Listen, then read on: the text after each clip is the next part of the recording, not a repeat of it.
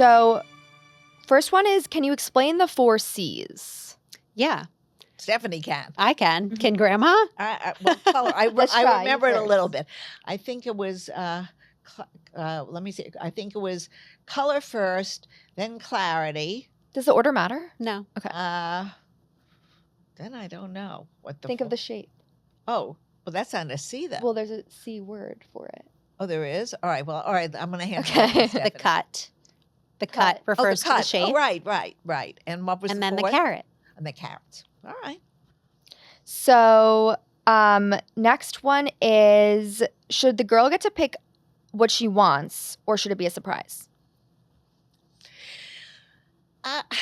Today it's very different. Mhm. I mean, We've talked about this with some I guests. think we've talked about this before. From my vantage point, I think the girl should put input in now because you're basically living together. When I got engaged, nobody did that, and you got what your fiance brought you. Mhm. What your fiance's mother probably picked Right. out. I got engaged with the Wellesley ring, which I've discussed many times, and I still have in the vault. And it was the closest I ever got to Wellesley. That wasn't diamond, right? No, it was a Yeah. blue enamel. It was a Wellesley graduation with little pearls. I love that. And because my husband was still in school at the time, this is a very different time, and he was still in graduate school. So when he got out of school was the day we got married. Yeah. He got me a ring. Yeah. I wasn't worried. The ring was coming. Yeah. There's much more pressure on rings now today. Yes. Mhm. We didn't have social media where we were showing everybody our engagement ring. But Stephanie, you tell me. I think that she should have a choice. Most of our couples come in together and learn and make initial selections together. And then generally he or she would come back separately to make an actual purchase. I don't like know that. I wouldn't need to hand pick my stone necessarily, although Just give them I do, You did. but well, you should, as you should. I think having input for sure. Mhm. Yeah. I'm going to ask you a question now. I'm going to ask both of you. Let's say Sure. now you're getting engaged and you're living together. Mhm. Well, maybe not living together. Maybe the ones who don't live together. You see, I always think about this. How much can the young man afford?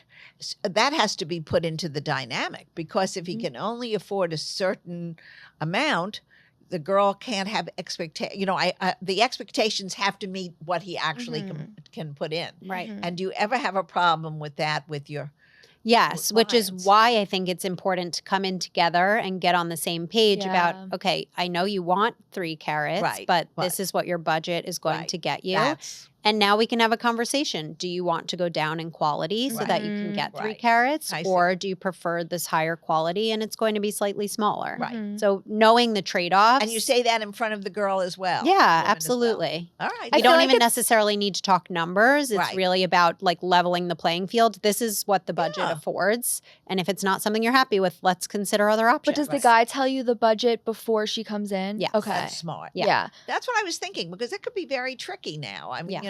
especially, some girls are going to come in and say, oh my God, I love this 4-carat ring. And the poor guy, he only has a certain amount to spend and he's not going to get that. So Yeah, no. Depends on the couple too, of like how open you are about that kind of stuff. Like there are some people who are probably like, I'm only paying $20,000 and that's it. Well, but- maybe that's all they can afford. Right. To pay. Or like I like that idea of telling the jeweler, and then when she comes in, like the ones that are laid out or whatever, all That's very smart. Yes. in budget. Yeah, Smart you for never both want to sides. look at things that are over your budget. Right. That Yeah. is Right. just not setting you up It's for ridiculous. success. And then you Right. get to choose like the cut and other things Right. that Right.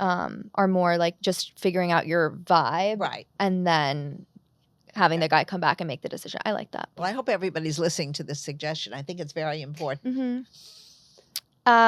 How often and what are the best methods to clean engagement rings?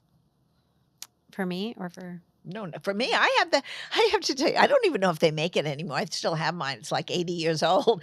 I have it's like a little container. They sell it in the drugstores, and they have a brush, and you used to brush it out. It's like a Windex almost, and you dip it in, and you take it My out, and it friend comes out sends shiny.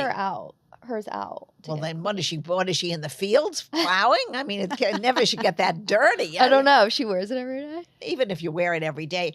I mean, once a week you should rinse off just because you know why you're also using cream on your hands and all Right. this kind of stuff, Yeah. right, Stephanie? Yeah. I don't think you need to send it out unless there's something really seriously. No, I mean at-home jewelry cleaner or Right. soap, water, and a Exactly. toothbrush. You could Toothbrushes send are it to your very good, an jeweler. old toothbrush. You know, if you have a big event and you want your Right. ring to Wanna really be steam it. sparkling, Right. sure, the jeweler can clean it for you. But generally, avoiding hand lotion Right, and exactly. It's the cream. perfumes and And do all you those shower with things. a ring? No. No. Take it off to shower. Take it Mhm. off to exercise. Take it off to sleep. Like any other piece of jewelry. Mhm. Would you shower with a necklace on? I do. Yeah. You do? The ones that I don't take off like every day. Really? I don't take them off. Oh, I could never do that. Really? Yeah, I can't. I can barely get on the clock. Well, Okay, that's this is my that's grievance. a big problem. This is a huge problem, and I don't know if you're doing anything to address it or if it's just like status quo. This is what it is. Like the clasps clasp. are so small, Especially with especially nails. with nails. Yeah. with long nails. I don't have long nails, so I Yeah. can't Right. sympathize. That's the problem. And you but- can't do it on yourself. Yeah. If you I live mean, alone. if you make it bigger, then it's very heavy and then Right. it falls to the front. So that's really Oh, the yeah. reason why you wouldn't want a big Well, I clasp. have to tell you, but there are Tiffany's different used to have a types. little clasp, and I have now gone in to my jeweler around the corner, and he switched them puts all. a tiny but larger one in. Yeah. Because the old beautiful ones that are truly, they are prettier, and they Mhm. don't show anything, so it looks Yeah. like it's all one. Right. As you get older, especially, you can't even see it. Yeah. So I do think there could be a way that the jewelers have to figure out a little Mm-hmm. easier way for women, older women, and also young women who have long nails. Yeah. It's, Fair it's enough. a tricky issue. Maybe there's like some sort of technology that it just connects and looks seamless. I have no idea. I don't know.